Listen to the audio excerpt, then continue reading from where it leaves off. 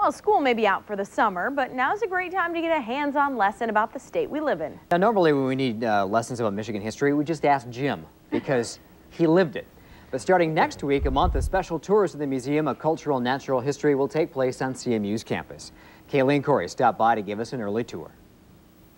Good morning, guys. Well, we're starting our first tour back in the prehistory area of Michigan, and I'm here with Bill Pretzer. He is the museum director. So, Bill, take us through Michigan's prehistory. We know we had glaciers here at one point, so kind of take us from there. Well, what happens in the geologic history of Michigan is the glaciers moving through, carving out the land, and then melting away, leaving a bog land over most of the state of Michigan, as well as the 11,000 lakes that dot the landscape in Michigan.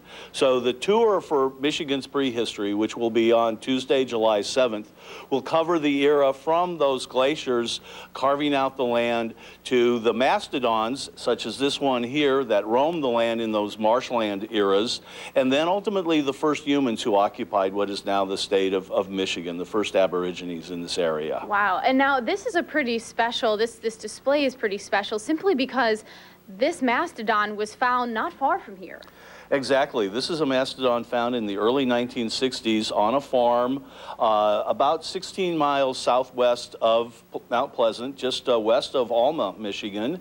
And it's one of the youngest mastodons, which is to say it's only about 10,000 years old based on carbon. Young, huh? Yeah, it's young compared to the fact that mastodons covered this area from about 3 million years ago until just 10,000 years ago. So this is one of the younger ones that has been found.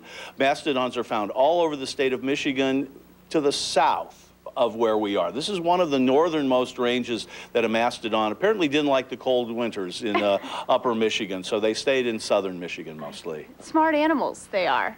Well, they lasted several million years, so indeed they had some kind of capacity to adapt to changes in the landscape. They foraged for food, and therefore they were a successful animal on the face of the earth, even though we think of them as only fossils or some remnant of an ancient past. But that's what we want students and people who take our tour to come to understand, is that we are connected to this very ancient past just by the geographic landscape we occupy. All right, fantastic, guys. Well, a lot more to learn here at the Museum of Cultural and Natural History here in Mount Pleasant. We'll be back in just a little while.